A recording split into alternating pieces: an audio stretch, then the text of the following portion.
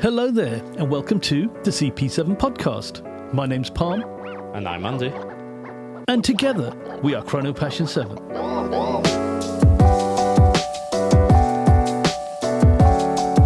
Hello, and welcome back to your favourite free and independent watch-related podcast. It's the end of the year, it's Christmas, it's the festive period. Andy, how are you feeling? End of the year? Feeling good? Almost, yeah. It's been a hectic work week for me at the time of recording. It feels good. I'm unwinding a little bit tonight, having a small little whiskey on the side. So if I start to get slurring, if I start slurring my words later on, that is why. But no, jokes aside, I'm definitely getting in a festive mood, ready for a bit of a break. And yeah, looking forward to this show just to sit back, reflect a little bit on the year. Every year it feels completely different, actually. So it's going to be fun to share the insights. How about yourself, Pam? You feeling good? Feeling good. Work's been mental, but it's going to calm down a hell of a lot in the next few months for many reasons. But I think our last couple of shows have been quite serious, so we thought we'd chill out, put our feet up for this one. Yeah. So we'll just chill. Yeah, I'm not on the whiskey today, so we were both supposed to have one, but I went out last night. Yeah. So Andy's taking one for the team today. That's fine. But what we're going to do first, what we usually do, is a quick wristwatch check. Andy, what have you got on your wrist? So it'd be no surprise to many of our listeners and to yourself, Palm, I'm wearing the classic Chopard St. Moritz. The two-tone, it's 33mm diameter. It has a really funky bezel if you haven't seen this thing before. I'm sure most of our listeners already have, but if you haven't, if you're new to the show, check out our website where you can see the show notes and all of the watches we will discuss today over on www.chronopassion7.com. I'll be honest, this watch, really thinking about it, like I've had it over half of the year now, and it's really become a part of my daily routine to wear this watch on most occasions. It's just, I don't believe in shaming quartz. So as I mentioned, it's quartz. I can just throw it on. It's working. The date's always correct in most cases. The time's always correct. And it's just very, very well made. It has a very sporty aesthetic, yet very smart. So it fits into so many occasions. I can be casual. I can be chilling out around even the city. I feel quite safe. But then go to visit a boutique, for example, and under all of the spotlights, it's just popping. It has diamond indices on the dial. And it just comes alive as well. So it can fit to any kind of scene and occasion. And it's like the watch I didn't know I needed, but I'm so glad I picked it up. Long story short, that's what's on my wrist, but I've really connected with this watch, which is rare for me, as some of you may know. But Pam. Very rare. Yeah, very, very rare. How about yourself? What's on your wrist? What I'm wearing today is a watch I want to reconnect with. I'll tell you why. I was thinking, I don't wear this watch enough. It's got a nice story behind it. It means a lot to me, but I just don't seem to wear it, which is a shame. But what I'm wearing today is my Rolex GMT Master 2 reference 11670 BLNR, the Batman. It's a beautiful watch. I think the GMT Master 2 is one of the best looking watches in the Rolex catalogue. But I just not fell out of love with it, so I'm trying to reconnect with it. So I've been wearing it all week, and I'm trying to just get that loving feeling again for it, because I did mention selling it earlier in the week, which I don't want to do, but if you don't wear them, I suppose maybe you should move them on. But wish me luck. Hopefully I can keep this, because I do love the watch. So it's, what day is it today? Wednesday, the day of recording, we are on Wednesday. You're midway through your reconnection week. What's your feeling so far? Have you connected? Do you feel the bond coming back, or do you long for a watch what's in your watch box you wish you was wearing instead of the Batman? How does it feel? First day, I was kind of like, it's maybe time to go. But over the last couple of days, I just go out for a walk or something, just go out and about, and I just look at it and I just think, damn, this is such a well-made, good-looking watch. So I'm getting that love back. And I was going to wear another watch on the show today for my wristwatch check, which is a new purchase, and it's another brand that I love very much. But I thought, no, I want to keep the reconnection period going. I thought I'd keep it on. I'll wear that watch on a future show, But yeah, the Batman is it's something very special. It's just brushed bracelet with the polished center links. It's a good looking watch, and hopefully I reconnect. And if I don't, I'll move it on and look for something else. Yeah, to be continued. To be continued. Probably next show. Here's my new watch. No, but I do have a new watch that I want to talk about, but I will. I've got two, one cheeky eBay buy and one proper one. Yeah. I'll talk about those in probably our next show or one in the future. So that's what I've got on my wrist. Let's get into the show. What is the show about today? Christmas. So it's a recap. Yeah, about drinking whiskey. No, it's recap, right? We want to. I think it's always nice at the end, towards the end of the year, just to, as a podcast, as a team, to reflect on just some of the highlights. We're extremely fortunate to see and try some incredible watches.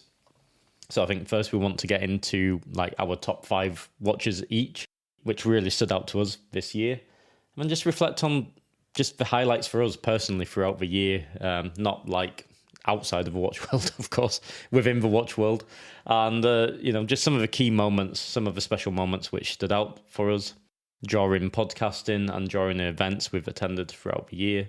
Then look a little forward. What's to come? What are we looking forward to next year? What are some of our plans? And hopefully, if we don't talk too much, just reflect on what's next in our watch collection. Where's that going to take us? So, yeah, a fun, casual show. So if you fit rounding up work yourselves, pour yourself a little something and sit back, relax, and yeah, let's get into it, I think. Let's start with our favourite watches. Let's do a top 5 of our favourite watches. And my first one was the Arnold & Son Constant Force Tourbillon 11. 18 karat yellow gold. The case is 41.5 million diameter. And it's just such an amazing watch. We did a show on this with Pascal from Arnold & Son, and we dedicated the whole show to it and the history of John Arnold with Louis Abraham Breguet, the friendship they had, and it has a little dedication to their friendship engraved on one of the plates in the movement. And it's just such a stunning watch. It's a constant force tourbillon, so it's got very high horology and a very interesting way in how it powers itself. So it's got a white Grand Fir enamel dial on an 18-karat yellow gold base with a white opal hour dial. Roman numerals painted on beautifully. The workmanship on this is beautiful, and the way the tourbillon is set at 4 o'clock, it's a work of art. And what makes this even more special was we went to Watches and Wonders, and we met Pascal, and he is such a gentleman. And it's the people we talk about in the industry who really make it sometimes. And just the level of hospitality and kindness he showed us, you don't forget these things. And then when he shows you a watch of this quality and beauty, it's hard to forget. So that's my choice number 1. This isn't in any particular order, but that's my choice number 1 of my favourite watches for 2025. How about yourself, Andy? Wow, what a great pick. And yeah, special moment. Again, just people at that level, and they're like, would you like a coffee? And you expect them to call somebody to go and make it. And then Pascal just gets up himself and starts making us a coffee. It's like, whoa, this is surreal, right? This experience. But that was a special moment. I remember that. And yeah, getting to see that watch in the flesh. Such a limited run, right? I believe it was 11 pieces produced. Yeah. And a horological marvel this is, yeah, definitely. Going to my number 1 choice, again, in no particular order, but this one, it holds a special place for me. And it's maybe an unconventional watch, and it will make sense in a moment. So, H. Moser and Cie, which, okay, you can see where unconventional comes, as Edouard does like to break the mold, right? However, it's a Streamliner, but it's the Streamliner Mechanics Edition, which was part of this year's Alpine collaboration. There was the Driver's Edition, and then the Mechanics Edition. You can only buy them as a set. However, I just fell in love with the Mechanics Edition. It was just so... I think because, let me give you the atmosphere somewhat. So I was very fortunate enough at the very start of summer to be invited to the Formula One party for the Barcelona Grand Prix. And it was Moser and Alpine putting on a great event. It was at the Alpine dealership to start with. And it was just a great experience. Like I'll touch on that a little bit later on, but it was just the magic of being, around. The Formula One car was there as well, the Alpine Formula One car, and you're just in the scene, and a lot of the team were there as well, and the drivers. And you just get really connected to the whole enthusiasm and energy around the Formula One and the team, right? And then you see this watch, the Mechanics Edition, in this case for me, and when the digital side is not activated, it's just black. Classic Moser, like simplicity, purity, even on a connected watch. And at 12 o'clock, you have this beautiful, like sunburst, classic analog display, small sub-dial design with the hours and minutes. However, as soon as you light it up for the technology part, you have a screen beneath that. And you can have it in race mode. And when it's in race mode, let's say it's race day or qualifiers for the Formula One, you get the countdown for when the car's been counted down to, start the race or to start their lap. And you get live information on the watch. And I just think that's really cool to see. If that wasn't enough, you also get a GMT functionality from that as well. And as I say, you're getting constant live updates. Obviously, you get the classic stopwatch features, what you'd expect from a digital watch. But it's just really cool. Yeah, it's really cool how it can synchronize with the Formula One. And it just connects to Android, for example, no issue. And you have an app and you just get the live feed to your watch. And I just thought that was really cool. Comes in at 42.6 millimeter, so rather large, maybe for what you would imagine my taste to be. But when it goes to modern watches, I don't mind being bigger. And it's like a lugless design, this particular Streamliner, and this beautiful bright blue strap. And yeah, I just got caught up in that moment. But even when we were at Geneva Watch Days, that was like the last Geneva trip we had. As soon as I sat down with Moser, I asked, our friends there, like, can you get me that watch again? I just want to wear it again. I liked it so much. So genuinely really love that watch. I think I know what it is about it, but I think it's because it connects me to a memory. And because I just thought it was really cool it's weird, right? Because being real, you can just have an app what gives you live updates on F1. But just being a little Bond geeky guy, I guess I just thought it's cool that it shows on your watch. They must have worked with the Alpine engineering team, the tech team, to say, right, how do we make this watch a Formula One watch? I mean, a special experience. Yeah, it's a great point you raised. So it was the world's first watch engineered specifically for the needs of a Formula One team. So not a Formula One X collaboration and that's it. It was developed, like you rightly said, for the mechanics. There's a driver's edition and it was developed with the drivers for exactly how they want the watch to respond and in a mechanical way. So yeah, I think I really like what they do with the Alpine collabs. I wish I could have that watch. Maybe one day I can. But yeah, I think it's awesome. So that's my number one. But Pam, over to you. Number two, what's it going to be? What's my number two? Oh, a bit personal. But no, just want to say. What did you have for dinner last night? Beans on toast. Nice. No, yeah, I just want to go back to that watch. When we saw it at Geneva Watch Days as well, when they explained what it actually did. Because at first you kind of like... that's true. You kind of think, oh, okay, that's nice. And then they actually explain what it does. It wasn't just another... an analog watch with digital technology in it. It was some serious tech. That is what you call F1 tech, yeah. Was that your first time trying it? It was. Yeah. I remember because I said, can you get it for Palm? I want him to see it. Yeah. I wanted you to try it to see what I was banging on about when I tried it. It was a nice watch as well. It was, I remember it. It just looks so good. It's sporty, it's fun, and the price point's so good. If you're fortunate enough that you have to buy the set, though, bought the first Alpine edition. What's the story there? Well, two rules. You rather had to have bought the original Alpine collaboration from a past year, which would entitle you, if you so wished, just to buy the connected watch for a very, very good price. I'm not sure if that's publicly disclosed or not, so I won't say. And then you could also, if you're new, then you had to buy it as a set. So that's a score with that. However, there was some, I don't want to say much, but some teasing in the air that maybe this isn't going to be a one and done connected watch collaboration. Maybe there be some kind of digital, clever Moser in the future, let's say. And even that's maybe saying too much, but I think I can say that. Maybe there'll be something cool in the future. Maybe, perhaps, possibly, yeah. Maybe it's just this whiskey. Maybe he's making it all up. No, he's not. I'm making it all up. No. So my next one, my number 2, as Andy puts it, it's not a number 2 at all. On a motorsport theme, actually, and it's a very me watch. It is the Rolex Daytona, which was released at Watches and Wonders with the turquoise dial. And the Daytona is, the Daytona race, it's linked with that. But then this watch is synonymous with the tennis player, Carlos Alcaraz. And my God, I got to say, when we saw this first at Watches and Wonders, I was going, oh, another dial change. But it is such a beautiful watch when you see it. The yellow gold, Rolex used such good yellow gold. You can just see the quality. It just shines. And then they've made this turquoise dial and the black subdials and that candy red Daytona on there, just telling you that it's a baller's watch. Tennis players, ballers, Formula One drivers, Daytona racers, they all wear these watches. And I've got to say, this one really did catch my eye. We don't need to talk about the specs. Everyone knows the specs on a Daytona. It's on a Oyster Flex strap.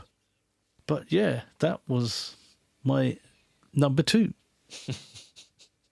Well, yeah, epic watch and a great number 2. So my number 2, I'm not going to tell. I had a Diavola yesterday, pizza. Well, so you don't want to know about his number 2 then.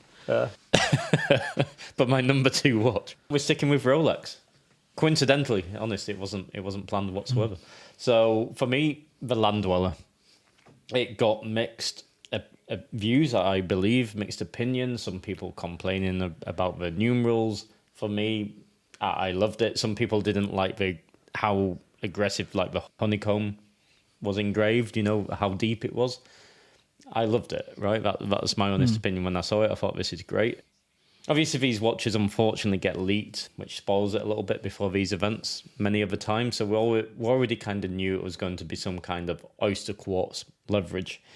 But in a nutshell, I'm going to say how I see it. So when the oyster quartz was introduced, it was Rolex over-engineering their technology, saying, if we're going to go down this quartz crisis route, we're going to make a quartz watch. It's going to be better than everybody else's. It's going to be over-engineered. And that's exactly what the oyster quartz was. Ridiculously over-engineered. One of the most beautiful quartz movements you will ever see. It sets a whole new standard of what a quartz movement should look like for that period of time as well. Incredibly finished, so well made, right? Legendary watches by Oyster Quartz is a pioneering Rolex, in my opinion. So what I really like about this is Rolex not directly, but indirectly nodding to the Oyster Quartz was our pioneering technology. We want to take our technology further again. And what's the most fitting style of design? Going back to that Oyster Quartz case design, right? They never publicly linked the two together, but we can all see the design traits match together, right? That's black and white in my eyes. So such a beautiful integrated sports, design, I would say.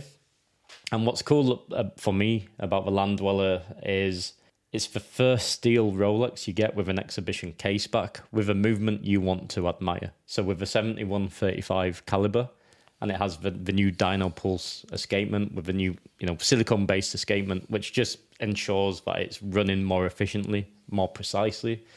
And it's just these subtle changes and advancements, what Rolex do, what make a huge difference to the overall performance of a watch. And I love it. It shows that Rolex is still pioneering, they're still pushing forward, and they still look back to their history, but bring something so modern to the table again. So I think it's really fitting tribute, in my personal opinion, to the Oyster Quartz, even though it wasn't marketed that way. That's how I personally see it. I got to try it on recently. A good friend of both myself and Palm, he came to Barcelona recently, and I got to try his on, and it was the steel, and loved it. Absolutely loved it. It actually felt so familiar as well to my Oyster Quartz, which many of you may know I regret moving on. Oh, right. That was a day date. So that was a kick-ass watch, but it felt very similar. Weight, feel, like obviously steel versus mine was gold, of course, but you know, with some oomph in that movement, in that caliber. But yeah, it just felt awesome. In the short, put a little bow on that one, but brilliant watch. I didn't know it was, it felt very similar to the Oyster Quartz, because I thought they may have done it in a whole different way to give it a whole different experience. My Oyster Quartz were 36 as well, so it felt identical. Because the one which I tried was the 36. It felt the same. It did. It felt familiar. That's one thing I've got to say about Rolex in general. If I try on a Submariner, straight away it feels familiar. Because I've had 2 Submariners in my time. Tudor Submariners, okay? But Rolex cased ones. If I try on it doesn't matter if it's a Tudor Submariner or a Rolex Submariner, it just has this sense of familiarity as soon as it's on the wrist. And I got this with the Land Dweller, even though it's a lot aesthetically more modern, but in other ways aesthetically vintage vibes to the older Oyster Quartz. So yeah, I think that's a smash hit. I think it's awesome, and I think it was intentional, personally, that nod to their past, but I was surprised it wasn't marketed in that way. So that's my few cents on it, but great watch. I have seen it in person. I didn't get a chance to try it on. A friend of mine had it on. And one thing I noticed is how the fluted bezel really catches your eye. It's very well finished. It's extremely well finished. The bracelet and the bezel. The honeycomb on the dial, it doesn't really bother me. The 6 and 9, I'm not quite sure why they're there, but I'm sure they can. You forgive it though. It's forgivable, right? These will probably they'll probably change it. Markers? They'll probably change it, and this will be collectible. So you don't know, do you, with Rolex yet? So get yours now. Yeah. But discontinue this one, and then it'll be like, oh no, we want that one with the 6 and the 9. But I got one question for you. When I first heard that name in the build-up, in the leaks, not the leak the night before, but the build-up leaks, I actually thought it was a joke. I thought it was a joke name. Land Dweller. It's a funny name. What did you think of it? I agree. I don't love the name. Don't know why. I just think Land Rover for some reason. Just Land Dweller. Like it's an all-terrain watch. No, it's not an all-terrain watch. It's a very dressy watch, to be honest. I'm surprised you can get it in steel. Like, okay, it's got the white fluted gold bezel, and then of course you can have it in full gold, platinum, etc. Right? But I love the idea. I love the concept. Do I love the name Land Dweller? It doesn't really matter. I can get past it, but I think it could have been called something a bit cooler, maybe. Rolex Dino Pulse for a start. It kind of reminds me of the Wombles of Wimbledon Common, the Land Dweller, just a Land Dweller. Yeah, it's. I guess it's for those who dwell on land and don't like to go in the sea. Or air. But or air. Just sky. Keep me underground. The sea or the sky. That's what they how they. Oh, it's for people who, don't travel. They just stay in one. Yes, we know people. A little bit of land. We know people like that. We do, funny enough. Okay, all right, great watch. And again, I think this was even though they put in some really cool new tech as well, which everyone complains about. Rolex don't do enough innovation, big leaps of innovation. This definitely was, and they had an integrated bracelet sports watch in their catalogue, and they brought that style back. They didn't bring the name back. They did something different, but they had every right to jump on that bandwagon, I'd say. Well, they couldn't have done it, right? Because if it wasn't going to be quartz, you couldn't do that. There's no way to bring that, But I love such a brilliant design, the Oyster Quartz, in my opinion.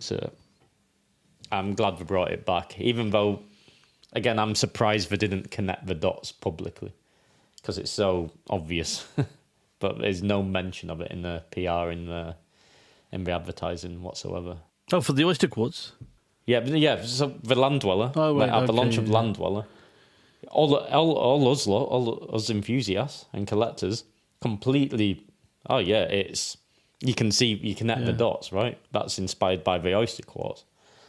but not one mention of the oyster quartz in the marketing or, it's just a bit. It's not a brand new design, is it? It's a brand new movement, yes. Yeah. But the case is not brand new. It's from your past catalogue, but you don't say it. So it's kind of weird. The land dweller, the Wombles of Wimbledon Common.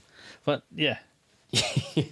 Anyway, yeah. Look, Rolex know what they're doing, but I was surprised that they didn't connect those. I guess maybe they thought everybody can connect them for themselves. Yeah. Okay. So yeah, my pick number 3. So we're moving away from the toilet humour. For now.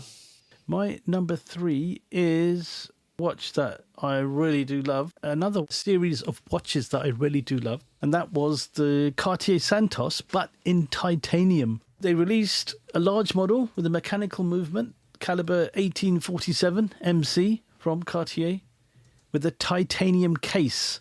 Now this, I think, what makes this special is it's setting a new marker for Cartier in that, okay, they had the Santos, they had all the usual stuff, and now they're going into the materials route as well. So they really are making a big push on this. And sales of Cartier watches amongst first-time buyers or enthusiasts or collectors is going up. So I think this is a good way to go for them. Plus, it's an amazing watch. I haven't tried this one on, though. This is one of the watches I haven't tried on.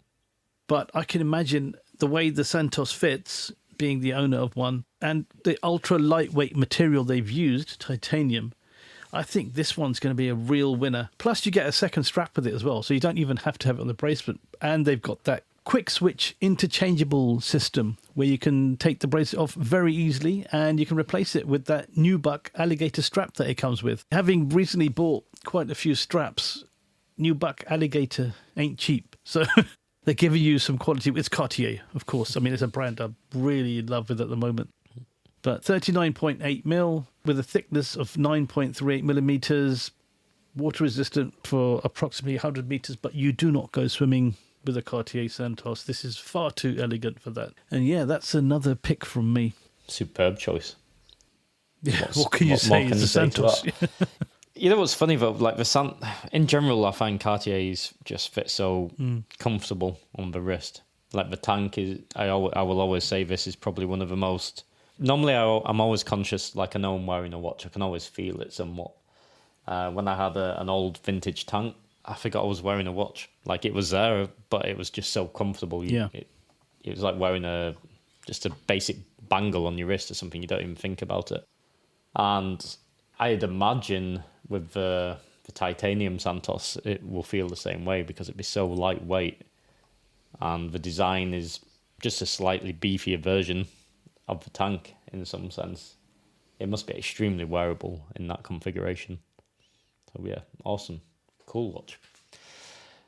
So I'm going to take it away from lightweight and practical. So for my number 3, I'm going to go to Hermes. And to be honest, I've always been a fan of the Hermes cut. I tried my first Hermes cut back in 2024 at the first Watches and Wonders for us as a podcast.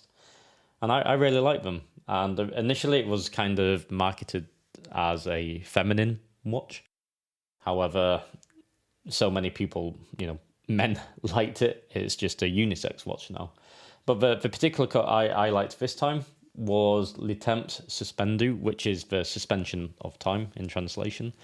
And my favourite was the rose gold with the burgundy dial. And what I liked is just the philosophy behind the concept of that watch.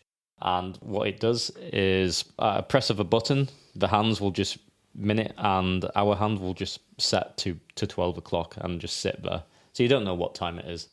And I think that's such an old world concept where, okay, we're in this moment now. Time doesn't matter. We're just enjoying this moment together. We'll worry about time later on.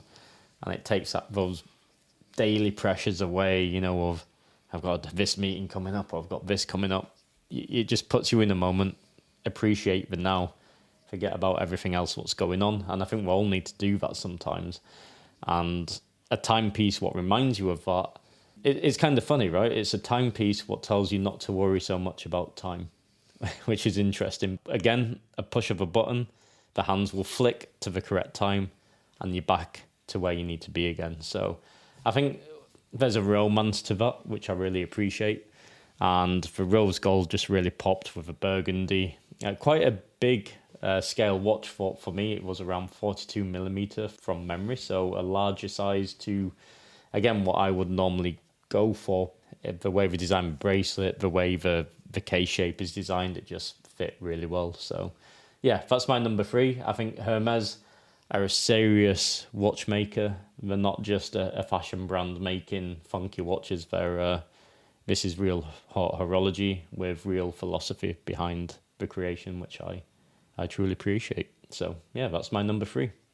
You got to try that with me as well, Pam, I believe, but a really cool watch, right? So ironically, I was talking to a friend about this the other day. Chris, also known as Time the Destroyer on Instagram, shout out. We were talking about this watch, and I think this is probably the best looking watch that was released last year. The Arnold & Son that I mentioned earlier was a beautiful watch, but it's more classic elegance. It's a sports watch in precious metal with a complication, with an unbelievable dial colour. I don't know what material they used. Is it lacquered, that dial, that burgundy with the rose gold? It just went so well. It was, the complication is, I'd probably say it's a flex in itself. It's like, we do this because we can do this. We're going to suspend time, and then you push a button, it goes back to whatever time it is, because there's 2 movements running in there. One keeps the time and one pauses it. But have to say, that is a real stunning watch. Really, really good. Loved that one. Taking a closer look, so I'm just reflecting on the pictures, right, from when we tried it.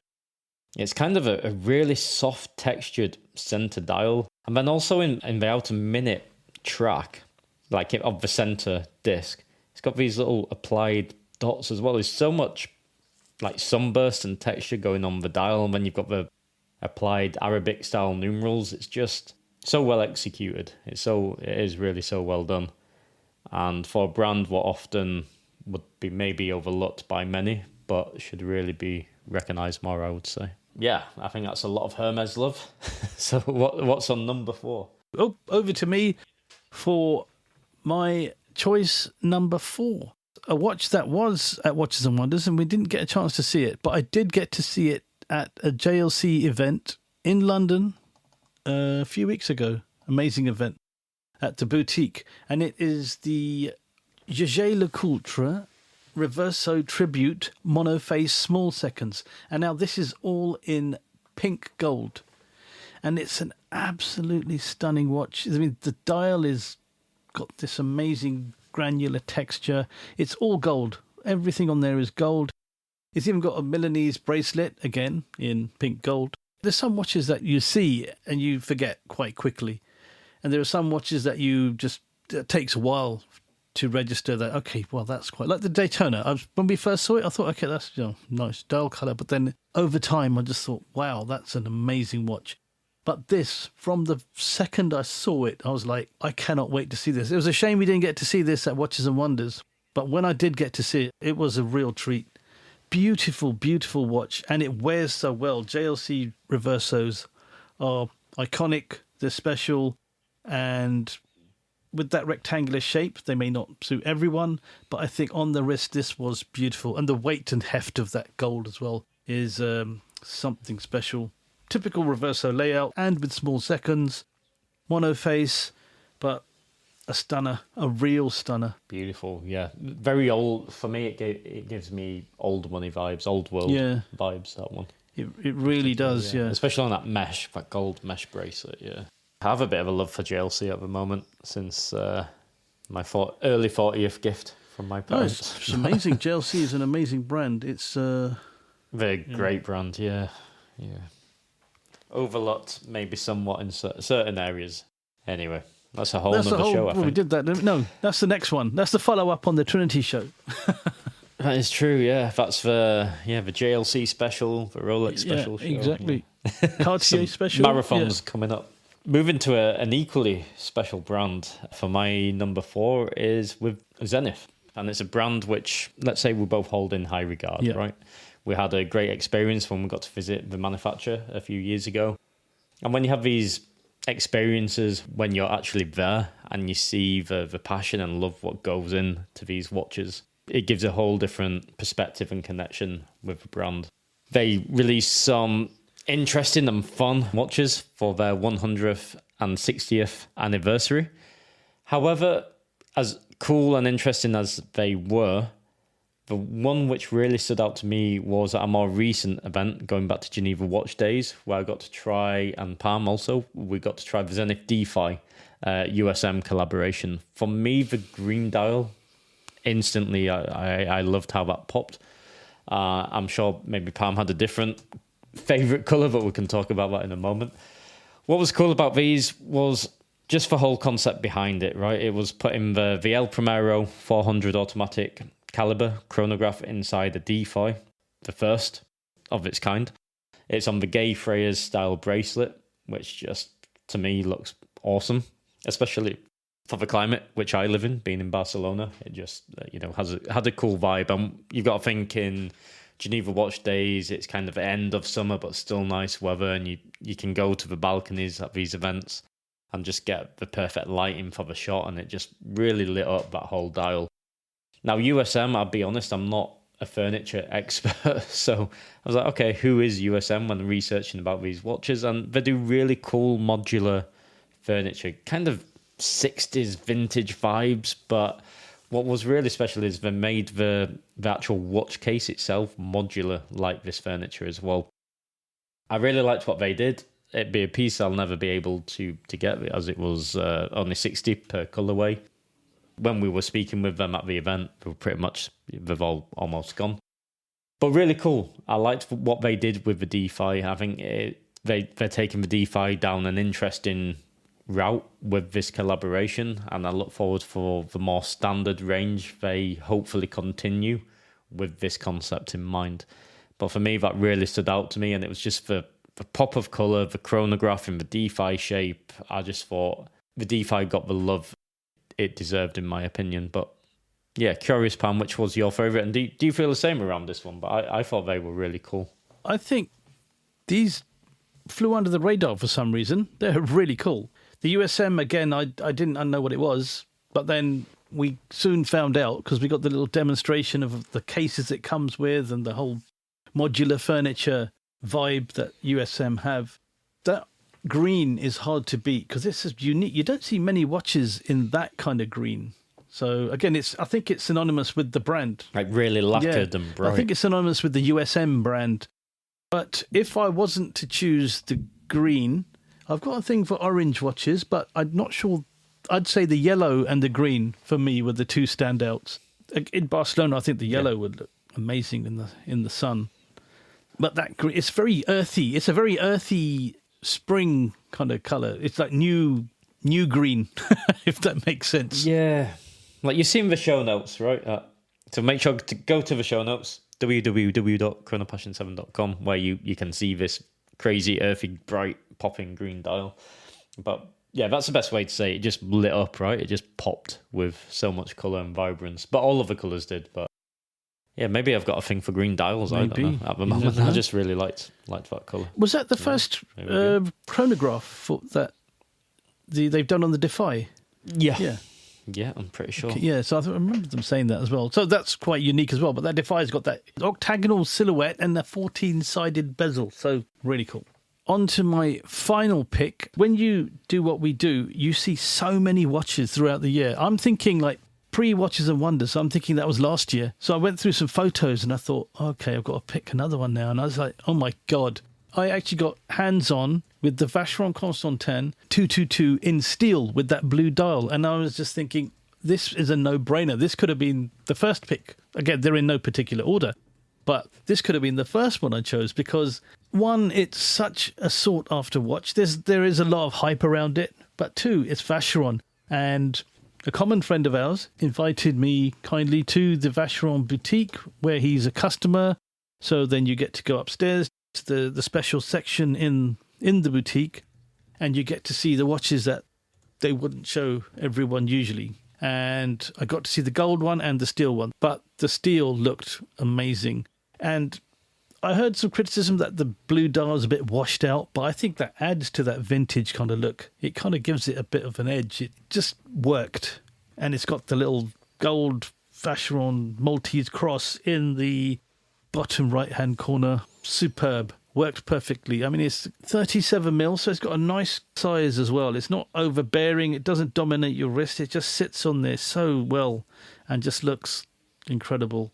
And I know Vacheron are known for on the overseas, that blue lacquer dial, and everyone raves about it. But I do like the muted toned downness of this one, if that's a word, even toned downness. But yeah, I just think it worked really well. Again, it's a slim watch, 7.95 millimeters, super luminova lume, and 50 meters water resistance. You don't buy these watches to go swimming. I felt so privileged to try it on and just to have had that experience, because there aren't many people who have had that. Yeah, humbled. So that would be my number 5 choice. Yeah, the 222s are... Well, let's not go into it. I was about to say an iconic piece, but hang on. let's not go into listen to our last the show. Trinity Listen to episode 66 to get our take on the Trinity and whether the Vacheron Constantin 222 is considered a design icon. I think we both argue with ourselves in replay to that show. But yeah, it was an interesting conversation. So for this show, we keep it light. I say we keep it light. We're going back to Moser for my number 5. And Moser is I won't lie, it's a brand what I really admire. I really like what they do. I've always appreciated the simplicity of how Moser can make such a high complication watch look so kind of clean and pure. I do really like their design code, and I think that's why it's a brand which is a brand I really admire. One which we got to see at Geneva Watch Days, and I know Palm loved this watch as well, which I'm surprised this didn't come up, or maybe probably one you'd definitely agree with, was the Streamliner Perpetual Moon concept with a meteorite dial. That thing for me just looked, without any pun or cliche intended, but kind of out of this world. It was so kind of funky to wear on a wrist, so refreshing in design. And yes, Streamliner, 40mm in size. The amazing thing about this watch is it has the HMC 720 caliber with a 72-hour power reserve, which is great. But that's not the crazy thing.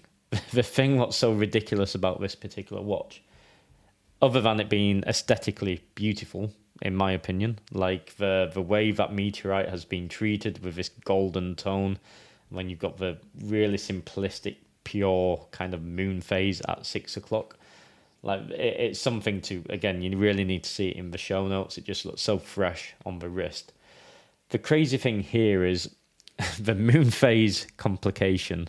It deviates by 1 day every 1,027 years. So basically, set it and forget it. It doesn't matter. It's like ridiculous engineering. Like, do you need that? No, but can they do that? Yes, so we do it. And that's what I love, And it's such at first sight, just a two-hander with a moon phase in a very cool aesthetic. Yes, it's a Streamliner. Again, I would say the iconic design for Moser. I think we'd all agree. And you're like, what's so special about that? Like, of course, the meteorite is crazy, but then the complication, what's hidden behind this watch, to do that, it's just kind of that's what I love about Moser. It's just because we can kind of thing, and I think that's really fun, and I love that the challenge for industry in different ways. And yeah, for me, this really stood out. It was the proportions at 40mm, absolutely perfect on the wrist, and yeah, just the attention to detail with the complication. Just if I owned that watch, it would just kind of make me laugh to myself a little bit, just how ridiculous that is. But yeah, that's my number 5. I really liked that one, and I wish we could have spoke about it. I know we both kind of wanted to on the Geneva Watch Day show, but it was under embargo at the time. So I'm glad now we can finally talk about it after it's been released sometime. We can talk about this at last. Yeah, I actually didn't come to this picture. It is amazing. Yeah, it's the meteorite, the rose gold moon on the moon phase. Streamliners are unique, right? They're just so... It's incredible how Moser have managed to create an iconic looking watch. And I'd say that's an iconic design. Personally, I would say that. Using I agree. a concept that's been copied many times over, or used many times over, or come back from people's histories, like with the land dweller stroke oyster quartz, brought back many times over. And the way they do that, you can tell they have a really creative design team who can make things like that happen. And it comes from the top, because Edouard you can tell he's a very creative man.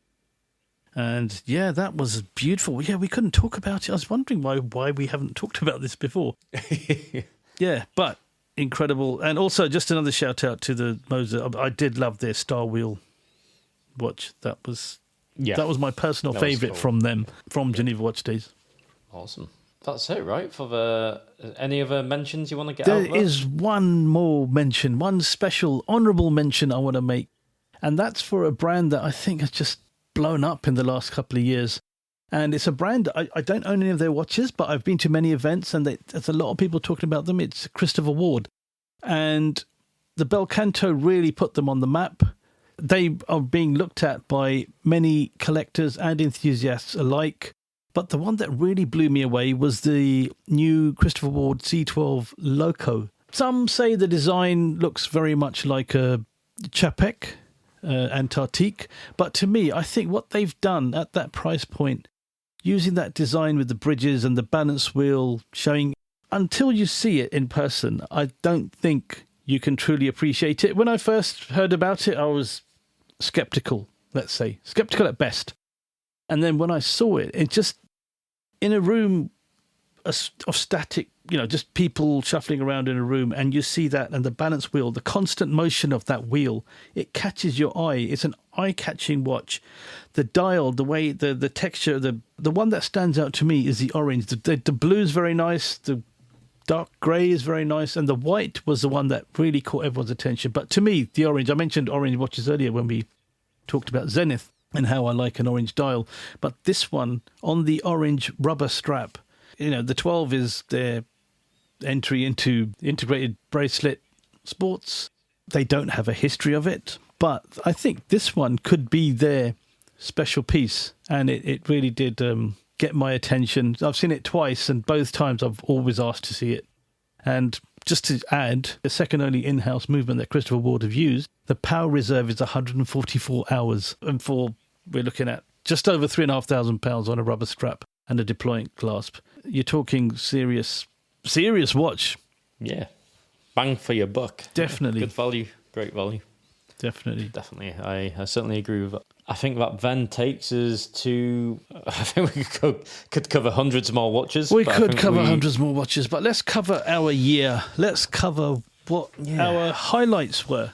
So, Andy, do you want to kick us off? What were your highlights? I mean, again, in no particular order, because it's a chilled out, relaxed show. We're just going to reel off what hits our minds and comes into our memory. Okay, I'll try to do it in some kind of order of the year. Watches and Wonders always is a highlight. That's without doubt. It's a special event every year. Feels different every year. Like this is our second year. Yeah. We now can say live on air we're very grateful that we're invited again for a third year. 3 years. So we've not upset. Yeah, so we've not upset everybody yet with the Trinity show, so that's good. However, Yet. Jokes aside. Yet. So, yeah, it's great. We've done the hat trick, so that's pretty cool to be able to say. It's a lot of work to get there, so it's something I always appreciate once we're there, because there's so much... I mean, the amount of planning we have to do to get the schedule correct, to see the brands who we want to see. Even when you have access, certain brands are not easy to access until you have a relationship with them. And every year, so far, it's got better and better, and I'm sure it will get better for us in the third year running. So for me, it's just that sigh of relief. We've made it, we're here, we've got the schedule, we know what we're doing, and then just embracing, just seeing, like the Land Dweller, for example, like there it is, it's really cool.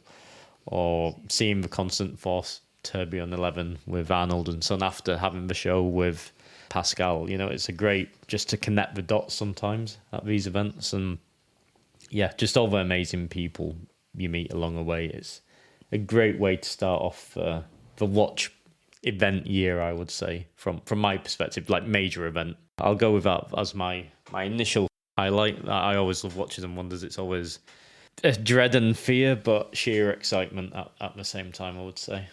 Yep, I'll echo Watches and Wonders. One of the highlights from that was, okay, we got to see everything. We saw Tudor for the first time this year, was actually bumping into some of the personalities. So Tim Mosso, who was exactly how he is on his 1916 Company YouTube channel. And he pretty much did a review of Andy's Tudor Submariner in front of us. It was very good. And then really fun. But also someone who Andy met afterwards at the Barcelona Grand Prix. We met Matt Rannick, the author of A Man and His Watch. And he was another really cool guy. It's just, you see him and you talk to them. It just means a lot more when you do that. And there's no ego there. With the two gentlemen I mentioned, no ego whatsoever. Just great watch guys. Just as one more highlight quickly, as you mentioned, Matt there, just getting to meet him at the Formula One and have a bit more one-on-one conversation with him. We were speaking about my crazy little Omega DeVille, the cuff watch. And yeah, it was nice to just have that downtime with somebody like that. And again, spending a lot of time with Thor as well, Thor Sabo, who's writing monster these days. He's writing for every outlet you can possibly be. Everyone, yeah.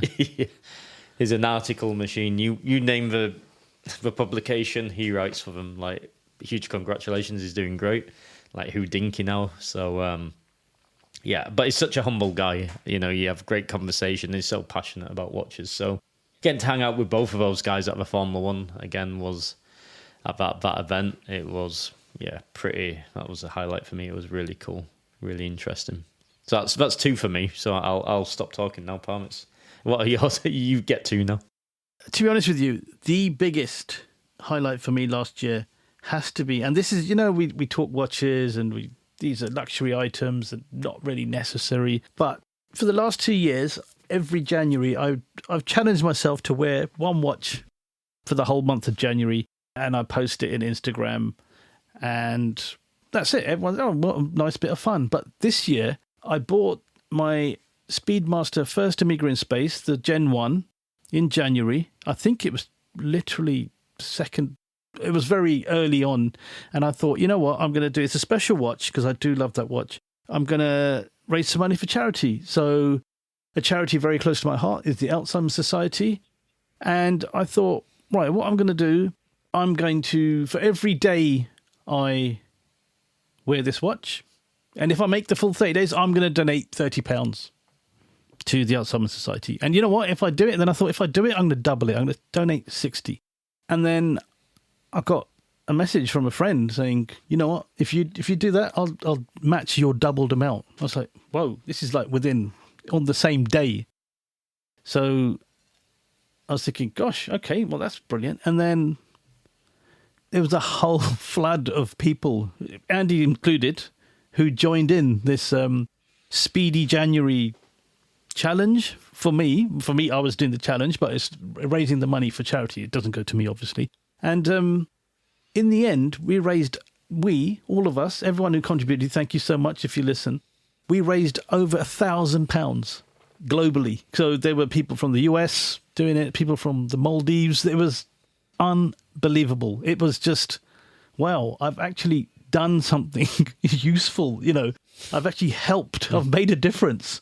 And £1,000 to a charity, especially one like that, you don't know how many people it could save. But to me, that's a proper meaningful wow moment and the biggest highlight I'll probably have in my watch career, shall we call it.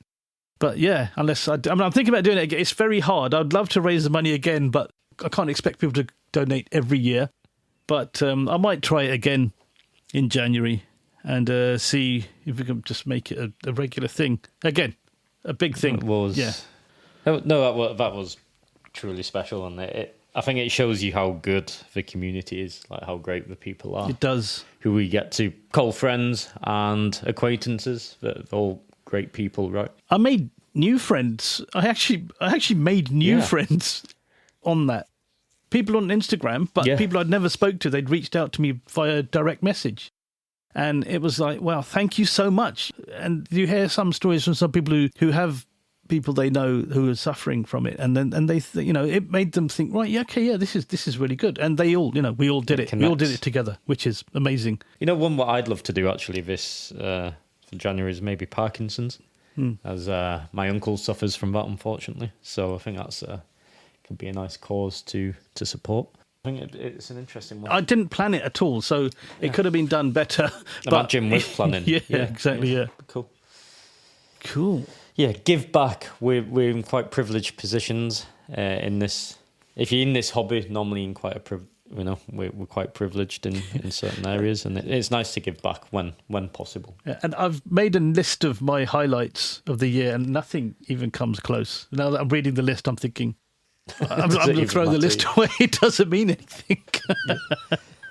We're going next one. Right, next one. I did too. So seeing the podcast grow this year was a huge highlight. Talking to friends about it, people who maybe didn't listen before. Our listener base has increased. I mean, considerably. And when we check the stats, we've had reach in 83 countries and over 1,100 cities and locations globally. To think that there's people in all those countries have heard us talking about watches is mind-blowing. It really nuts. is. And it's not like I'm a flex, so I'm sure, oh, look at me. It's just like, thank you, everybody. And it's unbelievable. It's absolutely incredible. I completely echo that. To be honest, I've not had time to really digest. I think both of us recently work's just ramped up a bit, outside of a podcast, and it put strain on your life a little bit, and just all of a sudden, like we're talking about the Trinity show, and every day we're like, let's just see how the show's performing. Are people liking it? I just look at the numbers. I'm like, when did this suddenly start happening? Yeah, where did that happen? Trend come from? Yeah. I remember doing the first ever show, and I'm like, oh, we've got 30 listens. That's not bad. 30, we're like, wow, 30 plays look, on the first ever show. And you'd be checking every in few a week days, or something. and you listen every few days, and then it would stop. Yeah, I was like, wow, yeah. I thought this is going to take some time, and it has. But I mean, just reflecting on those early days where we're like, yes, 60 plays, that's amazing, and now where we are. You can do the maths already, 83 countries, listeners in various cities. But it's not just one person in each city, that's multiple. So you can do the maths. It's something to be proud of. I think so. We should be proud of ourselves. But give ourselves a pat on the back, shall we? Yeah, I agree with that. Yeah. And also, on top of that, because of work commitments and a lot of stuff going on in our personal lives, we've not been able to make as many shows as we'd like to, but it's still improved. We're still improving in our listenership. So yeah, it's next year, season 2. We're gonna try our hardest to ramp up the number of shows we do, get more amazing guests, bring back some of the ones you love the most, and get those keep on going topics going. Yeah, let us know in the comments, what topics would you like us to cover. We'll cover them for you. Absolutely. And I think one thing just to touch on, though, if I would say we've maybe slowed down a little bit due to circumstances.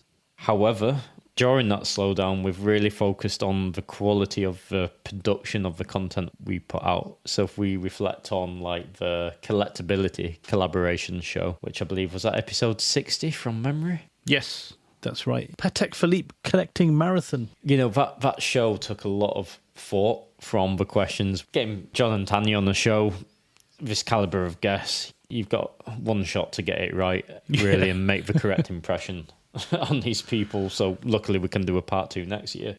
And after that, I think we really evaluated. We might be less, but the production and the research, what goes into each show, which I hope is evident in the last 2 shows, for example. It's maybe quality over quantity as well is something we're focused on. It's not like we must drop every single week. We want to drop what's special, something like a really good product. And that's really, I hope that comes across. So again, let us know. But from the show, from the edit of the show to the show notes, we hope you can see that shine through, I would say. Yep. Just as a little side note there. Let us know. Reach out. We've had a few messages, direct messages. We've had a few comments on the website.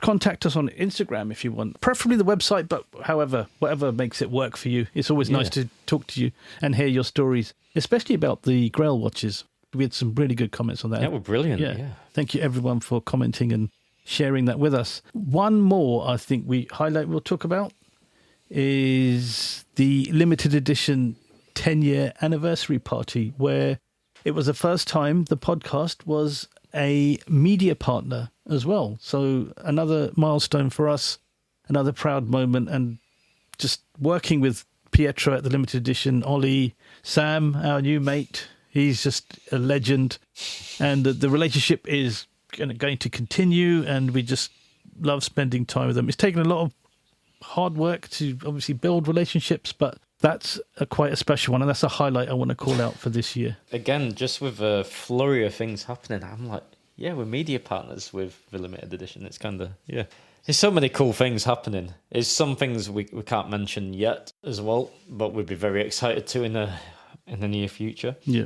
But yeah, there's so many things going on in the background, which definitely will help us with the mission of what we're doing with the podcast, and to bring you the best quality content always. So yeah, a lot of things to be grateful for, a lot of incredible highlights. The only other one I would touch on is Geneva Watch Days, but not in terms of the whole event and stuff like this.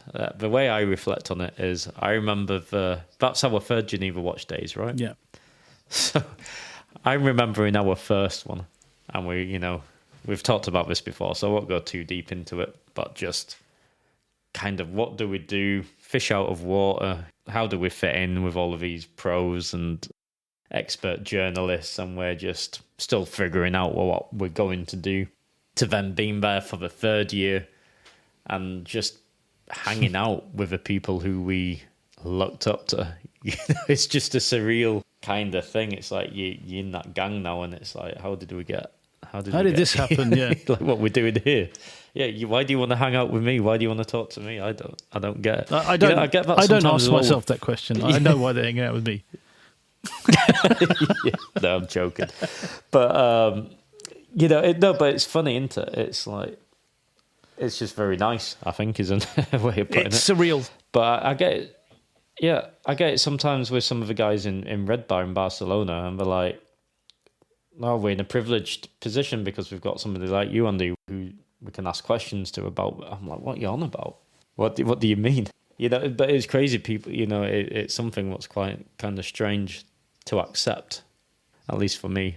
But I think that's just being humble. But it's a real and very flattering when people see you in that light, I guess. But yeah, fully deserved. That's it. 2 years of hard work creating this podcast from the ground up, from nothing. We don't have the influence from big brands or big retailers or anything. This is us doing our own thing. That's it. There's nothing. There's no leg up from anyone. Zero. Yeah, there's no leg up from anyone.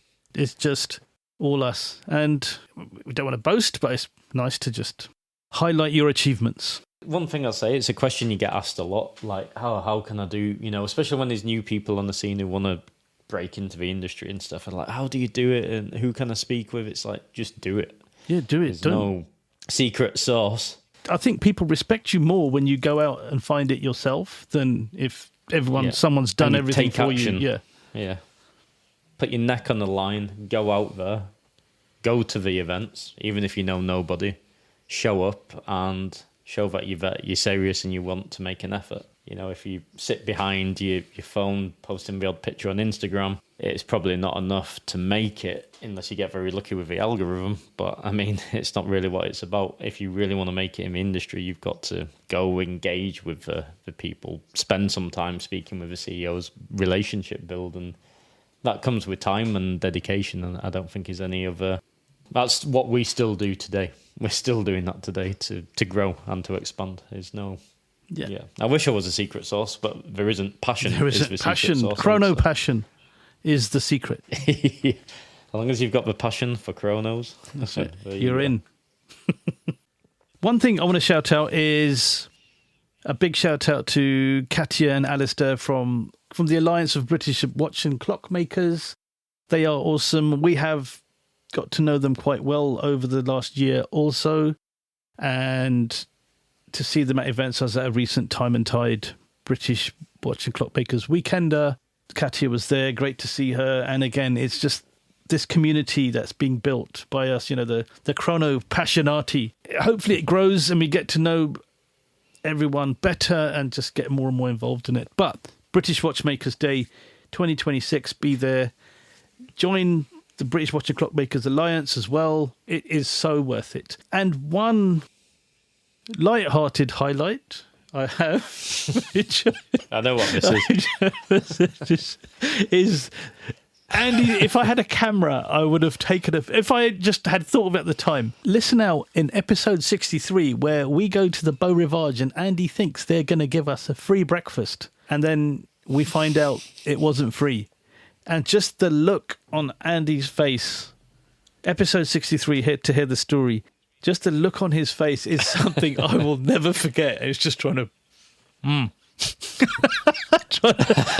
I'm not phased at all.